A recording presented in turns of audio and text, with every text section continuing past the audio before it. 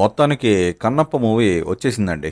అసలు ఈ సినిమా ఎప్పుడొస్తుందా, ఈకలు లాగి పీక నొక్కి పాకం బట్టి దీని సంగతి ఏంటో తేల్చాలనుకునే రివ్యూ యుద్ధ వీరులు ఆల్రెడీ సోషల్ మీడియాలో సిద్ధంగా ఉన్నారు. మరి వారందరినీ నిరాశపరుస్తూ ఈ సినిమా ఒక చిత్ర విచిత్రమైన పరిస్థితిని ప్రేక్షకుల ముందుకి తీసుకొచ్చింది. ఈయన డొంక తిరిగిలేదు కంటే సినిమా ఇట్టా ఫ్లాపా చెప్పండి.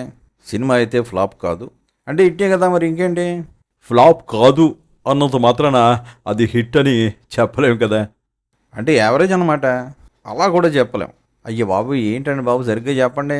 అబో యావరేజ్కి బిలో యావరేజ్కి మధ్యలో ఒక లైన్ గీసి, యావరేజ్కి పైన యావరేజ్కి కింద మరో 2 లైన్లు గీసి, ఆ 2 లైన్స్కి మధ్యలో ఒక ట్యాంజెంట్ లైన్ గీసి, ఆ గీతకి పై గీతకి మధ్య గీతకి మధ్యన ఇంకో గీత గీసి, కాస్త పైకి కాకుండా కాస్త కిందకి కాకుండా మరీ మధ్యలో ఉండిపోకుండా ఒక లైన్ గీస్తే అది ఎక్కడొస్తుందో దాన్ని బట్టి ఈ చిత్ర విజయాన్ని మనం అంచనా వేయాలి. అయ్యి బాబు ఈయన మాకేం అర్థం కావట్లేదండి బాబు, ఇంతకీ చెప్పండి. సినిమా బాగుందా?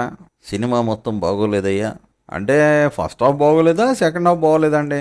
ఫస్ట్ హాఫ్ బాగోలేదు అంటే సెకండ్ హాఫ్ బాగుందనమాట. సెకండ్ హాఫ్లో కూడా ఫస్ట్ హాఫ్ బాగోలేదు.